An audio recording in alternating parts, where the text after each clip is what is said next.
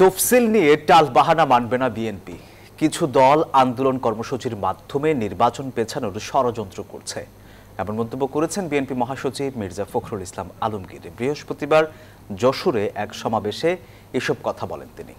আর এদিকে রাজধানীতে একটি আয়োজনে বক্তব্য রাখেন অন্যান্য বিএনপি নেতাকর্মীরা। তারা বলেছেন, নির্বাচনে দেরি হলে সুবিধা পাবে ফ্যাসিস্ট শক্তি। যশোর টাউন হল ময়দানে বিএনপির স্থায়ী কমিটির প্রয়াত সদস্য তরিকুল ইসলামের স্মরণ সভা।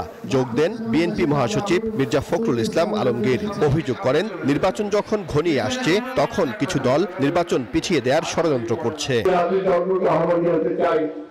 দয়া করে পানি ঘোলা করার চেষ্টা করবেন না, দয়া করে দেশকে অস্থিতিশীলতার দিকে নিয়ে যাবেন না, দয়া করে দেশে মানুষকে অশান্তিতে ফেরার ব্যবস্থা করবেন না।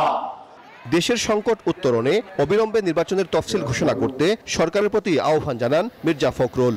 সরকারকে পরিষ্কার বলতে চাই, চাল বাড়া না করে অবিলম্বে নির্বাচনের শিডিউল ঘোষণা করার ব্যবস্থা করুন এবং এদিকে বৃহস্পতিবার সকালে রাজধানীর একটি হোটেলে বিএনপির ভারপ্রাপ্ত চেয়ারম্যান তারেক রহমানকে নিয়ে লেখা বইয়ের উপর আলোচনার আয়োজন করে ঢাকা ফোরাম। যোগ দেন বিএনপি নেতারা। তারা বলেন, পতিত ফ্যাসিস্ট শক্তি নির্বাচন বানচালের চক্রান্ত করছে। কিছু দল যারা স্বৈরাচারী ফ্যাসিস্ট ছিল, তারা কিছু পালিয়ে আছে, কিছু অন্য দেশে পলায়ন করেছে, তারা যে ষড়যন্ত্র করবে না এমন তো কথা না।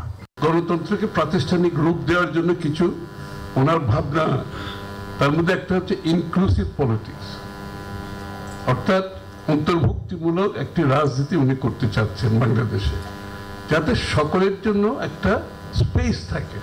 দেশের স্বার্থে ফেব্রুয়ারিতেই নির্বাচন আয়োজন করতে সরকারের প্রতি আহ্বান জানান বিএনপি নেতারা।